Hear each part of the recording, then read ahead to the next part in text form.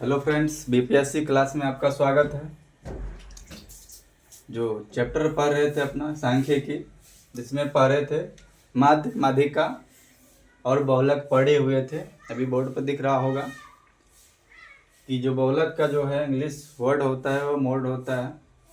बहुलक का जो परिभाषा, सबसे ज़्यादा बार रिपीट होने वाला आंकड़ा बहुलक कहलाता है। सबसे ज़्यादा बार रिपीट होने वाला आंकड़ा जो बहुलक कहलाता है। देख ही लेंगे इसमें कैसे सवाल है। 352123573। तो इस बार देखेंगे इसमें कि जो संख्या ज़्यादा बार रिपीट होता है वही बहुलक कहलाएगा। जैसे 3, एक देखेंगे इधर भी 3 बार रिपीट हो रहा है, 5 2 बार रिपीट हो रहा है, और 2 बार हो रहा है, और एक ही बार हो रहा है, और 5 7 एक ही बार हो रहा है। इसका बहुलक जो है 3 हो जाएगा। इसका बहुलक 3 हो जाएगा। इसमें दूसरा क्वेश्चन देखे थे, कल भी बताए हुए थे। 8708 इसमें देखेंगे रिपीट कितने बार हो रहा है, कौन सा। तो 8 देखेंगे, 8 हो रहा है 3 बार, 7 भी हो रहा है 3 बार, और 0 एक ही बार आ रहा है, 9 एक ही बार आ रहा है, 3 एक बार आ रहा है, और 4 एक ही बार आ रहा है। तो बहुलक इसको क्या कहलाएगा, 8 या 7 हो जाएगा। मतलब दो बहुलक संख्या हो जाएगा इसको। अगर क्वेश्चन में अगर ऐसा पूछा कि तीसरा सवाल देखेंगे 6403473 में बहुलक ज्ञात करें। इसमें क्या है, जो संख्या ज़्यादा बार रिपीट होता है उस संख्या को देखेंगे। जैसे 6 जो है एक ही बार रिपीट हो रहा है, 4 इधर भी 4 है तो 4 2 बार हुआ, और इसके बाद 0 एक ही बार आ रहा है। 3 देखेंगे, 3 आ रहा है 2 बार, और ये 7 एक ही बार आ रहा है, और 2 एक ही बार आ रहा है। मतलब ये क्या है, 4 या 3। तो ऑप्शन में जैसे आएगा, ए में 6 दिया है, 3 में, बी में 3 दिए हैं, और सी में 7 दिए हैं, और डी में उपयुक्त में से एक से अधिक, और ई में उपयुक्त में से कोई नहीं। अगर ऐसा ऑप्शन आया तो इसमें से ये देखेंगे 4 या 3। 4 3 दोनों आंसर है इस क्वेश्चन का। तो इसमें ऑप्शन में हमको 3 ही दिया है तो एक ही दे देंगे, 3 हो जाएगा, कोई दिक्कत नहीं। जैसे बी लगाए बी लगा देंगे। अगर 2 दिख रहा है, इसमें ए में दिया है 4 और बी में दिया है 3, तो दोनों हमको क्वेश्चन यहाँ पे जो मिल रहा है, तो इसमें क्या हो जाएगा, उपयुक्त में से एक से अधिक, मतलब डी, ऑप्शन डी हो जाएगा। अगर नहीं दिया है, अगर इसमें ऑप्शन में दिया ही नहीं है तो ई हो जाएगा, उपयुक्त में से कोई नहीं। ठीक, अगला देखेंगे आप फिर से।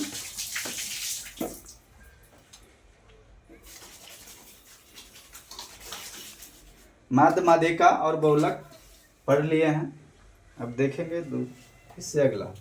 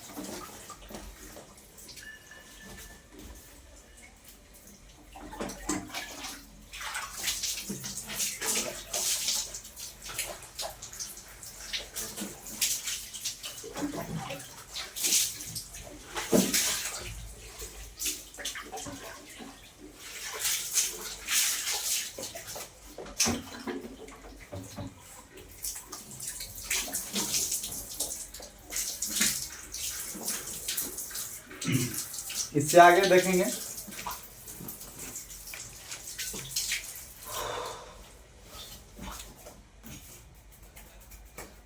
माध्य, माध्यिका और बहुलक तीनों पढ़े हैं। तो इससे आगे भी देखेंगे माध्य, माध्यिका तथा बहुलक में संबंध। माध्य,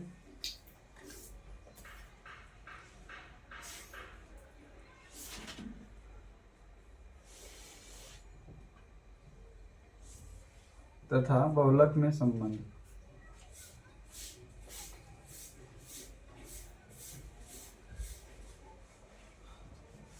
माध्य, माध्यिका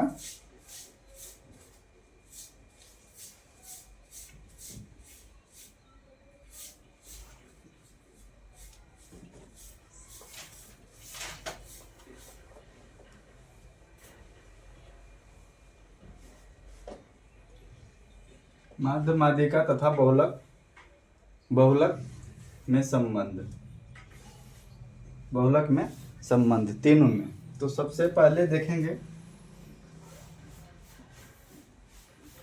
फार्मूला एक देख लेंगे। सबसे है माध्य, इसके बाद माध्यिका, सबसे बड़ा होता है माध्य, इससे छोटा होता है माध्यिका, और इससे छोटा होता है बहुलक।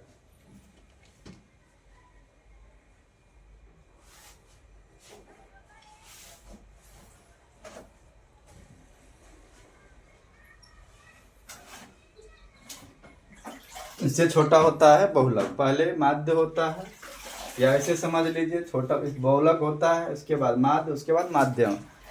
माध्य जो माध्य जो होता है सबसे बड़ा होता है, और माध्यिका छोटा होता है, इससे छोटा बहुलक होता है। ये सिर्फ ध्यान रखेंगे।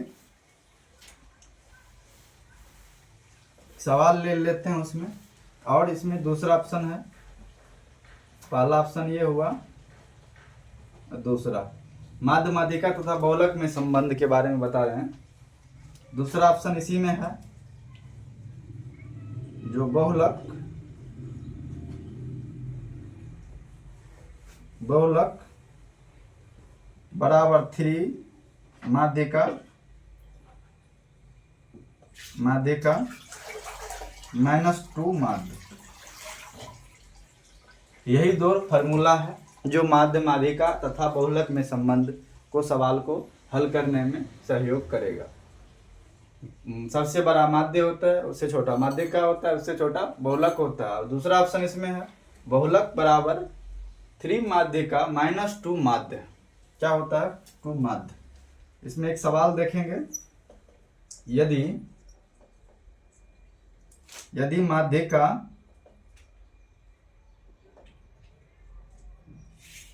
माध्यिका 15 तथा माध्य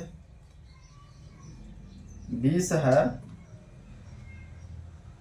तो बहुलक ज्ञात करें। तो बहुलक ज्ञात करें। यदि माध्यिका 15 तथा माध्य 20 है, तो बहुलक ज्ञात करने के लिए बोल रहा है। तो सबसे पहले क्या इतना देखेंगे, बहुलक 3 माध्यिका -2, ये फार्मूला का यहाँ पे उपयोग करेंगे। बहुलक बराबर 3 माध्यिका -2, ये फार्मूला का यहाँ पे प्रयोग कर रहे हैं। ये फार्मूला को प्रयोग कर रहे हैं। यहाँ पर देखेंगे क्या बोल रहा है, माध्यिका क्या है, सबसे यहाँ देखेंगे माध्य माध्यिका और ये बहुलक। तो माध्य क्या है, ये 3 बोल रहा है। क्या फार्मूला बोल रहा है, 3 गुणे क्या हो जाएगा, ये कितना है माध्यिका 15, और ये -2 है, तो क्या हो जाएगा यहाँ पे -2, और जो माध्य क्या है, जो ये 20 है, तो गुणे 20 हो जाएगा। क्या हो जाएगा, गुणे 20 हो जाएगा। यहाँ समझेंगे, बहुलक जो फार्मूला है, बहुलक बराबर 3 माध्यिका -2, तो यहाँ पे 3 है, बहुलक बराबर हो गया 3 गुणे माध्यिका कितना दिया है 15 गुणे 15, और माध्य क्या है -2, और गुणे जो माध्य कितना दिया है 20।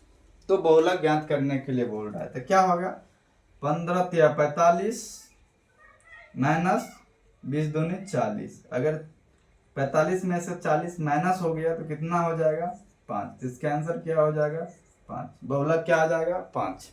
बहुलक क्या आ जाएगा, 5 आ जाएगा। यही इसका आंसर है। सबसे इम्पोर्टेंट ये फार्मूला है। आपको ये फार्मूला जब तक पता नहीं है तब तक ये सवाल नहीं बन सकता है, और शॉर्ट नहीं कर सकते हैं। बनने का तो बात ही, और इसको शॉर्ट तरीका से नहीं बना सकते। जैसे ये फार्मूला पता है, तुरंत फार्मूला बैठा दिया उसको। क्या बोल रहा है, माध्यिका 3 माध्यिका -2, तो माध्यिका कितना दिया अपना 15, तो 3 के गुणे माध्यिका की जगह कितना आ जाएगा 15 आ जाएगा। इसके बाद क्या है -2 और माध्य कितना है 20, तो इंटू कितना हो जाएगा 20। तो इसको दोनों के गुना करेंगे, कितना इसको करेंगे तो कितना 3 और 15 गुना करेंगे तो 45 आएगा, और बीच में माइनस तो माइनस ही है। उसके बाद फिर से गुना है, 2 और 40 को गुना करेंगे तो 2 और 20 को गुना करेंगे तो 40 हो जाएगा। तो 45 में से 40 जाएगा तो कितना बचेगा 5। इसका आंसर क्या हो जाएगा 5। इसका आंसर क्या हो जाएगा 5 हो जाएगा। सिर्फ ये ध्यान रखेंगे। इसी में दूसरा सवाल देखेंगे, इसमें दूसरा सवाल देखते हैं। पहला तो हो ही गया, ये दूसरा देखते हैं। पहला ये हुआ, दूसरा इसमें देखते हैं।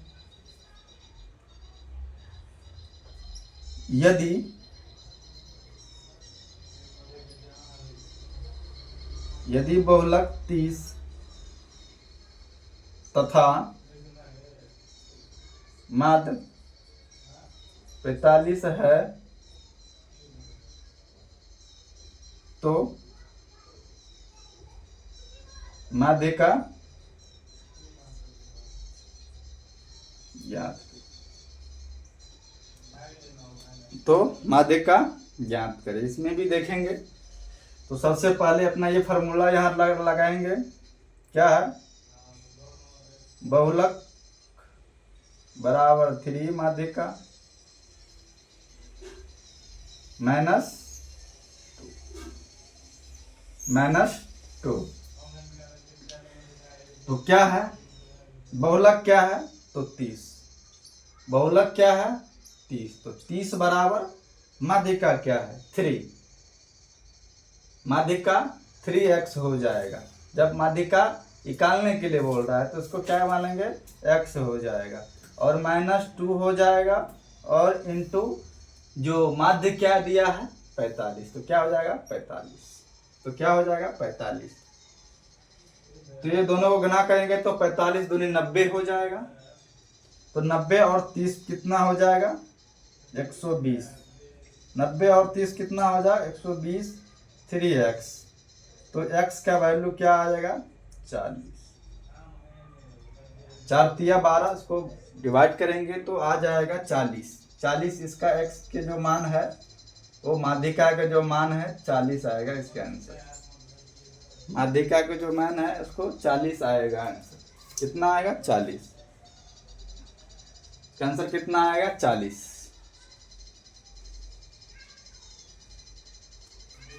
फिर से समझाएंगे। यदि बहुलक 30 तथा माध्य 45 है तो माध्यिका ज्ञात करने के लिए बोल रहा है। क्या ज्ञात करने के लिए बोल रहा है, ये माध्यिका ज्ञात करने के लिए बोल रहा है। तो इसका फॉर्मूला क्या है, बहुलक बराबर 3 माध्यिका -2, तो बहुलक के जगह क्या आ गया 30 आ गया, माध्य की ये जो है ये तो आ ही गया, और माध्यिका की जगह क्या आ गया x आ गया। क्या आ गया x, क्योंकि हमको संख्या पता नहीं है, क्योंकि संख्या पता नहीं है। और माइनस की जगह माइनस आ गया, ये माइनस की जगह माइनस आ गया, 2 के जगह 2 आ गया इंटू, और गुने माध्य कितना दिया है 45, क्या है 45, तो क्या आ गया 45। अब यहाँ करेंगे 3 मतलब 30 बराबर 3x - 90, कितना होगा 90, और 90 और ये भी प्लस में है, क्योंकि ये भी प्लस है, तो 90 और 30 को प्लस करेंगे तो कितना हो जाएगा 90 और प्लस 30 को करेंगे तो कितना हो जाएगा बराबर 120 हो जाएगा। तो 120 बराबर 3x, 120 बराबर ये 3x हो जाएगा, 3x तो कितना हो जाएगा 120/3 कितना होगा 40 या कितना होगा 120। इसका आंसर x के मान कितना आ जाएगा, मतलब माध्यिका के मान कितना आ जाएगा 40, कितना आ जाएगा 40, यही इसका आंसर है 40। माध्यिका भी हो गया, माध्यिका माध्य माध्यिका तथा बहुलक के तीनों संबंध में भी बना दिए। अब इससे आगे देखेंगे, इससे आगे देखेंगे नहीं तो एक सवाल और बनाते हैं, एक सवाल और बनाते हैं यहाँ पे एक सवाल और बनाते हैं।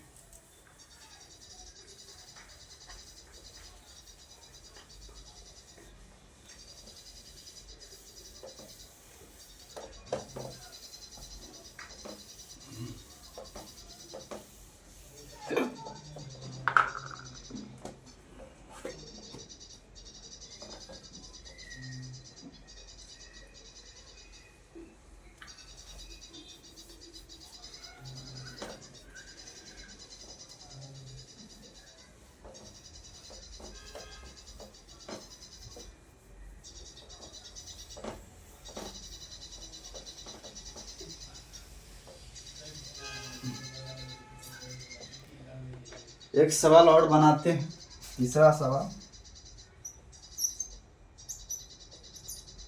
यदि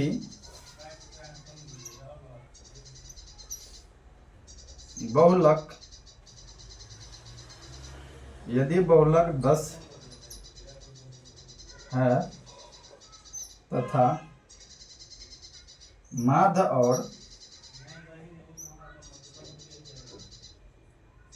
माध्यिका का अंतर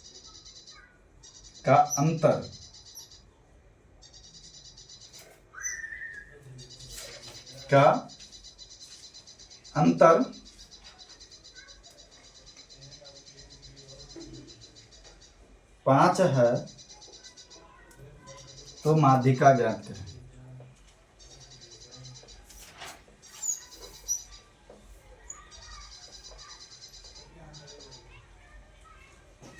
तो माध्यिका ज्ञात करना क्या है। यदि बहुलक 10 है तथा माध्य और माध्यिका का अंतर 5 है, तो अंतर पूछ रहा है, मतलब इससे अंतर 5, माध्य और माध्यिका का अंतर 5 है, तो माध्यिका ज्ञात करने के लिए बोल रहा है।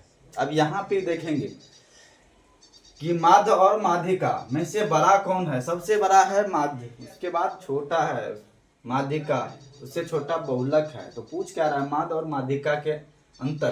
तो बड़ा में क्या है, माध्य। तो माध्य किसी से तो बड़ा होगा, तो किस से, तो जो 5 के अंतर से माध्य बड़ा होगा। क्या है, माध्य बड़ा होगा। ये देखेंगे माध्यिका, उसके बाद माध्यिका ज्ञात करने के लिए बोल रहा है। तो क्या हो जाएगा, माध्यिका बराबर x और माध्य बराबर x प्लस 5।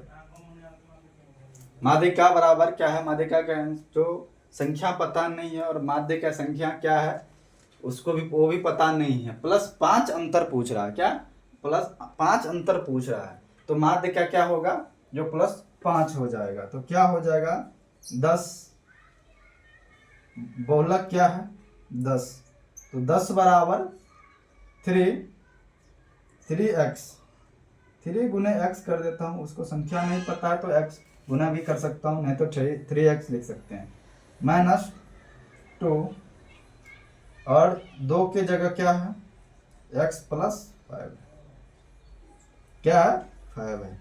तो क्या हो जाएगा, 10 बराबर 3x -2 x -10। तो x का जो कितना आ जाएगा, इसका आंसर कितना आ जाएगा, 20 आ जाएगा। x बराबर कितना आ जाएगा, 20, क्योंकि ये माइनस है 10, ये प्लस है, ये माइनस है ये प्लस है, तो ध्यान रखने का। इसका आंसर क्या आ जाएगा, सही 20, इसका आंसर 20 आ जाएगा। ये भी समझ गए। इसके आगे चलते हैं और देखेंगे कि आगे क्या है। माध्य माध्यिका पढ़ लिए और बहुलक, माध्य माध्यिका और बहुलक तीनों हो गया।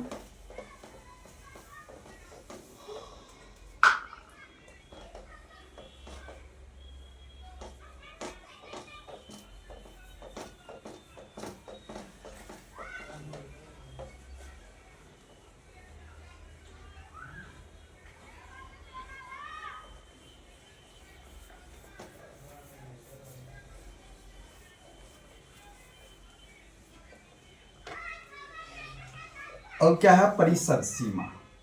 अगला क्या है,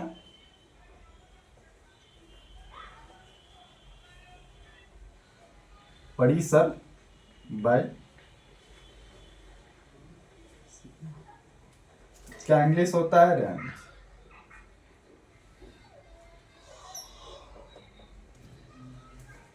इसका इंग्लिश होता है रेंज। परिभाषा में क्या डालेंगे? उच्चतम आंकड़ा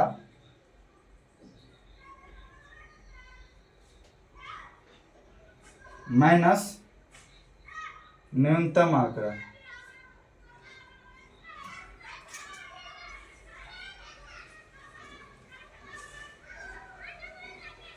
माइनस न्यूनतम आंकड़ा, उच्चतम आंकड़ा माइनस न्यूनतम आंकड़ा, ये परिभाषा है इसका।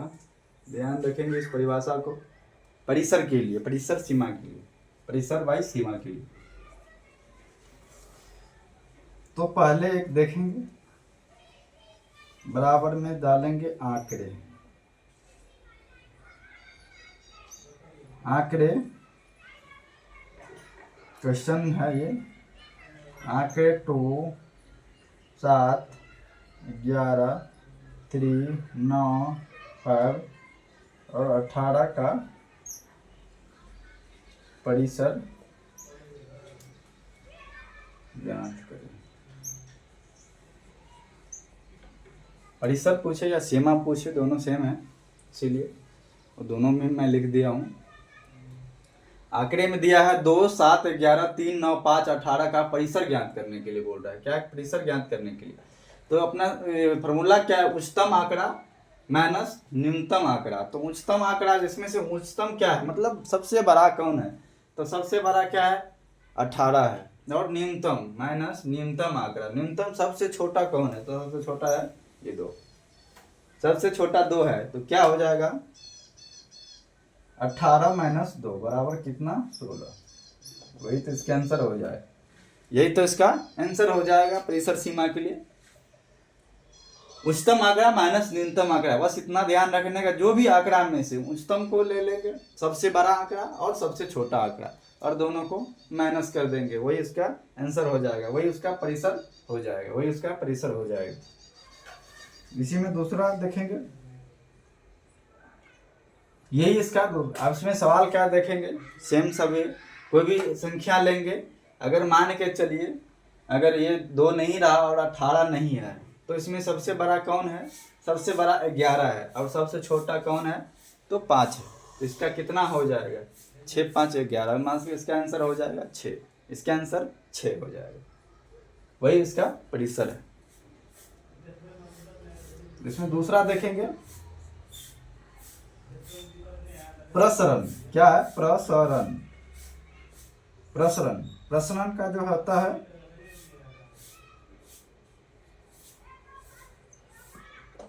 प्रसरण क्या होता है इसे देखेंगे। सबसे क्वेश्चन एक ले लेंगे, 4, 10 और 19 का प्रसरण।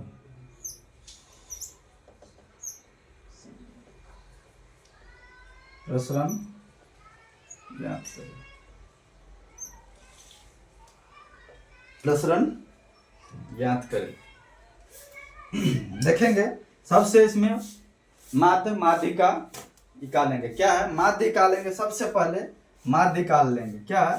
तो माध्य क्या अपना सीखे हैं? माध्य निकालना, माध्य या औसत 4 + 10 + 19 बट्टा जितना संख्या है उससे उतना भाग दे देंगे।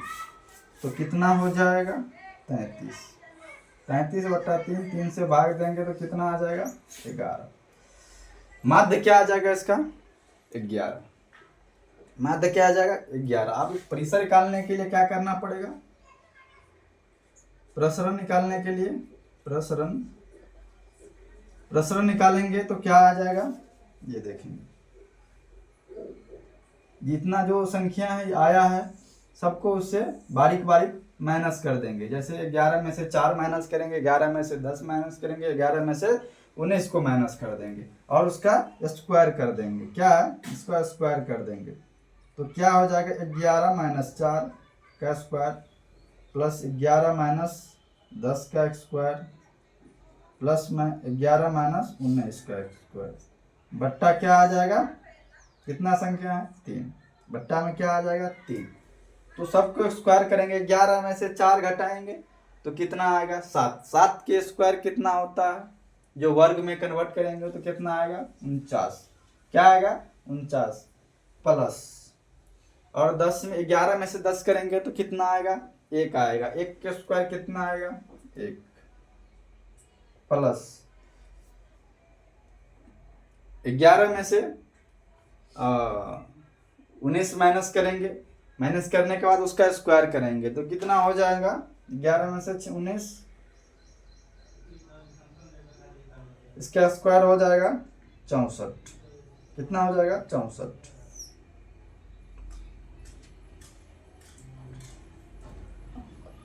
11 में से 19 करेंगे, 19 में से 11 करेंगे तो 8 आएगा। 8 के स्क्वायर कितना हो जाएगा 64। 64 का मतलब कितना संख्या है 3 संख्या है। सबको प्लस करेंगे तो कितना आएगा 114। क्या आएगा 114, 49, 50 और ये 60। 50 और 60 कितना होता है 114, बट्टा में क्या आएगा 3 आ जाएगा। उसका 3 इसको कट करेंगे तो कितना आएगा, 3 से भाग देंगे तो 3 38 आ जाएगा। कितना आ जाएगा 38।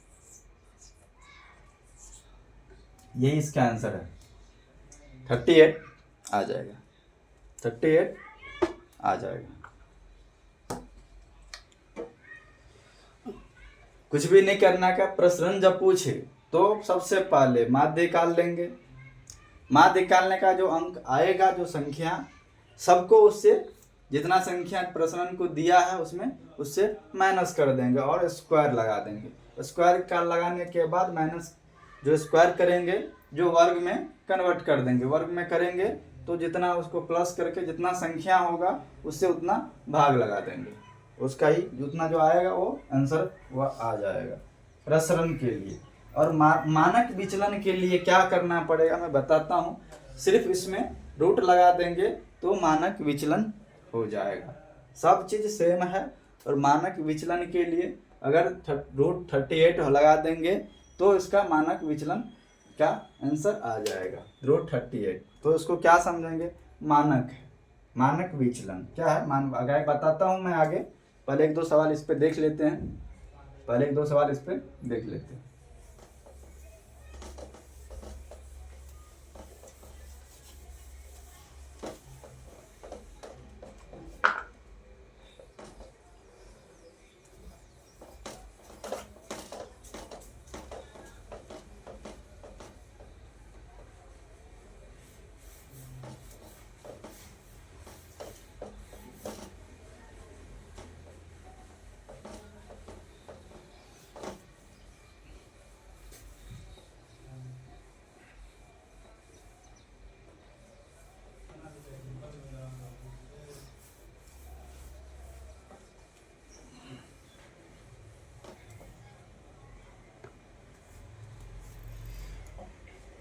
एक सवाल और देख लेते हैं इसमें।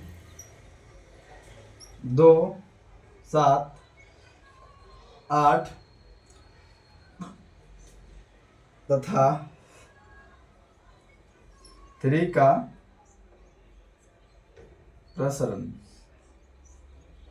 ज्ञात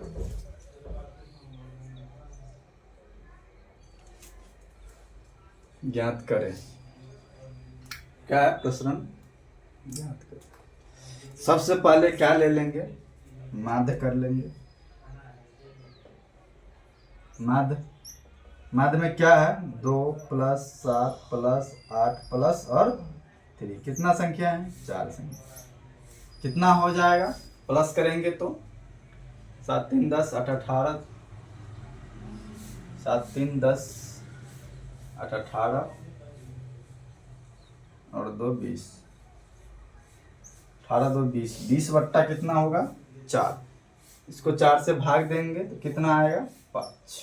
कितना आ जाएगा 5। माध्य कितना आया 5।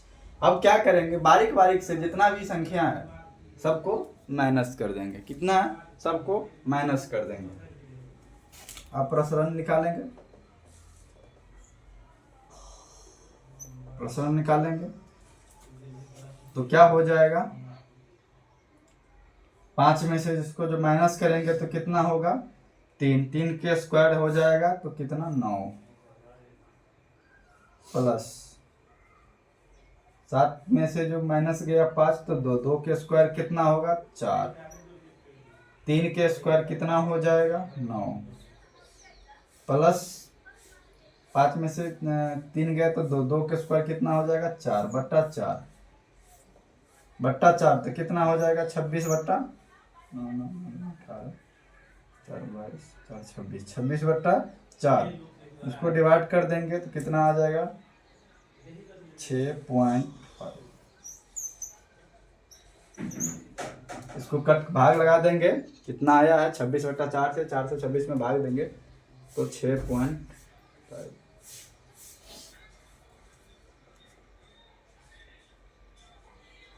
6.5 यही इसका आंसर हो गया। परिसर का आंसर यही हो गया।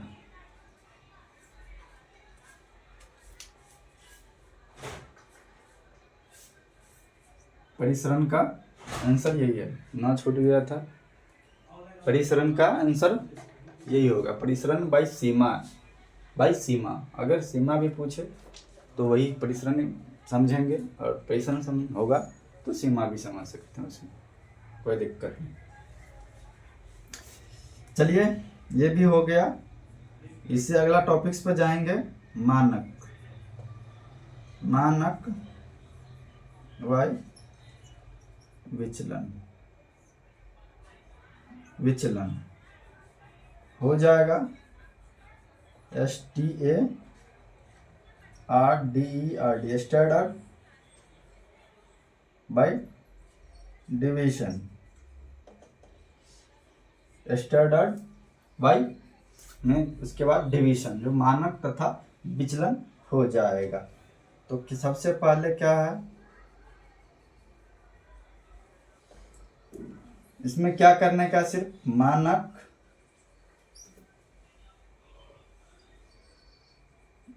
विचलन,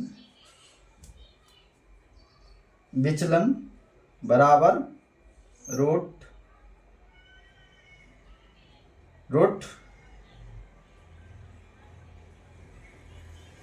प्रसरण। रूट प्रसरण, बस इतना ही करने का, उसके अलावा नहीं कुछ करने का है। मानक विचलन सेम है, अगर इसमें रूट लग जाएगा तो मानक विचलन का सवाल मतलब बन गया। मानक विचलन का सवाल बन गया। अगर रूट लगा देंगे, रूट 6.5 होगा, वही उसका आंसर आ जाएगा मानक विचलन का। देखेंगे एक सवाल इस पे भी बना के। क्या सवाल क्या है, 0, 0, 2, 3, 4, 6 का मानक विचलन ज्ञात करें। ज्ञात करें। इसमें सबसे पहले माध्य निकाल लेंगे। माध्य में क्या है, 0, 2 + 3 + 4 + 6, कितना संख्या है 1, 2, 3, 4, 5 बराबर 6, 4, 10 और 3, 2, 5, 15, 15 बट्टा 5 कितना होगा 3। इसका माध्य क्या 3 आएगा। प्रसरण क्या हो जाएगा, सबको माइनस कर देंगे स्क्वायर में, तो प्रसरण क्या हो जाएगा 3 के स्क्वायर 3 9 हुआ, प्लस 1 हो जाएगा। 3 में से 2 माइनस गया तो 1 हो जाएगा, 1 के स्क्वायर 1 हो जाएगा, प्लस 3 में से 3 का 0, 0 के स्क्वायर क्या हो जाएगा 0 हो जाएगा। इसके बाद 4 में से 3 गया तो 1 आएगा, 1 के स्क्वायर 1 हो जाएगा, प्लस 3 के स्क्वायर, 6 में से 3 गया 3, 3 के स्क्वायर हो गया 3 3 9, 9 बट्टा क्या हो जाएगा 5, बट्टा क्या हो जाएगा 5। इसको प्लस करेंगे 9 9 18 2 20,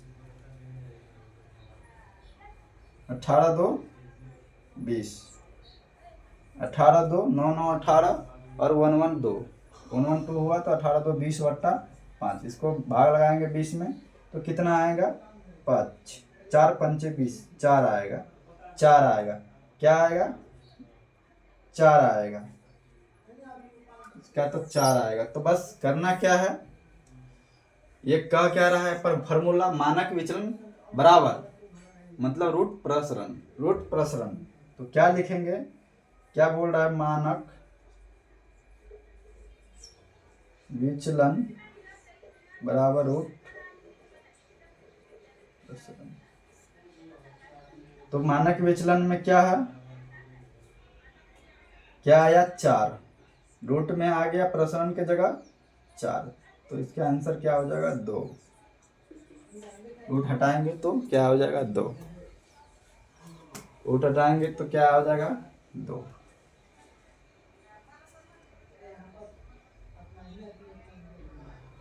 बस वही मानक विचलन का है। अगर रूट लगा देंगे तो मानक विचलन हो गया, रूट नहीं है तो परिसरण हो गया, रूट नहीं है तो परिसरण हो गया, रूट लगा देंगे तो मानक विचलन हो गया, मानक विचलन हो गया। चलिए दूसरा सवाल देखेंगे। इसमें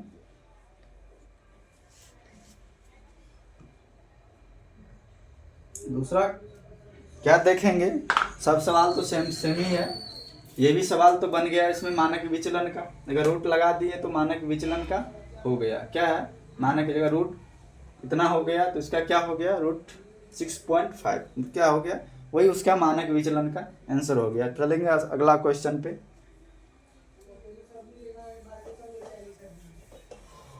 अगला पर चलेंगे।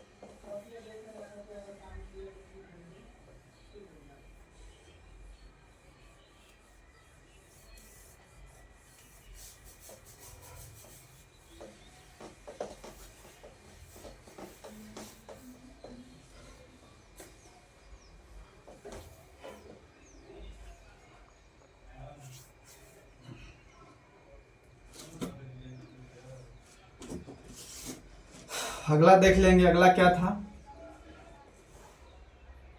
विचलन। अगला क्या है, विचलन, विचरण है, विचरण चरण है, विचरण गुणांक, विचरण गुणांक क्या है, इसका इंग्लिश क्या है,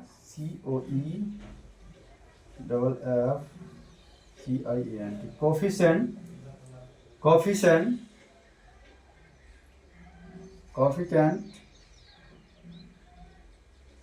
कोफिकेंट, इसके बाद ऑफ वेरिएशन। क्या है, वेरिएशन, कोफिशिएंट ऑफ वेरिएशन, इसका इंग्लिश वही हुआ विचरण गुणांक का। विचरण गुणांक का परिभाषा क्या कह रहा है कि विचरण गुणांक बराबर मानक विचलन बट्टा माध्य गुने 100। यही उसका फॉर्मूला है विचलन गुणांक का। विचलन गुणांक बराबर मानक विचलन बट्टा माध्य गुने 100 मतलब 100। इसी पे एक सवाल देखे लेंगे, यदि विचरण गुणांक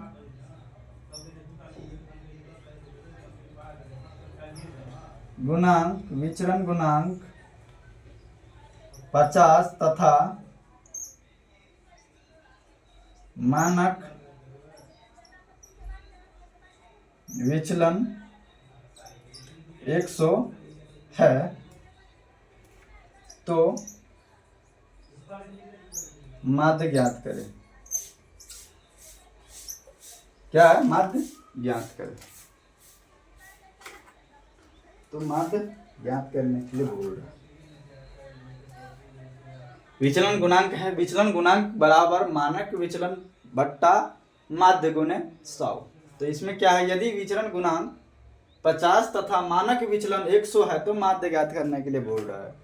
तो सबसे पहले देखेंगे, क्या देखेंगे, ये विचलन क्या है, विचलन गुणांक क्या कितना दिया है 50। तो क्या लिखेंगे 50,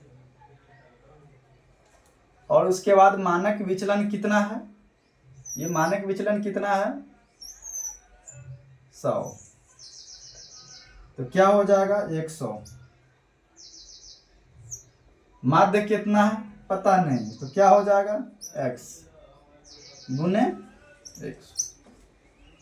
क्या डाला मैं, विचलन गुणांक 50 दिया है कि क्या पूछ रहा है, विचलन गुणांक बराबर माध्य विचलन बट्टा माध्य मानक विचलन बट्टा माध्य गुने 100। तो क्या विचलन गुणांक कितना है, विचलन गुणांक कितना दिया है 50 बराबर मानक विचलन कितना है, मानक विचलन 100 है तो 100, और बट्टा में क्या है माध्य है। माध्य का संख्या पता नहीं है, माध्य निकालने के बोल रहे हैं तो x लिखेंगे।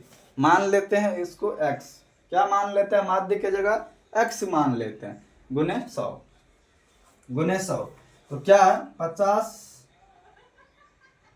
और ये 100 गुने 50 और 2 50 दूनी 100 कट कर दिए तो कितना होगा 2।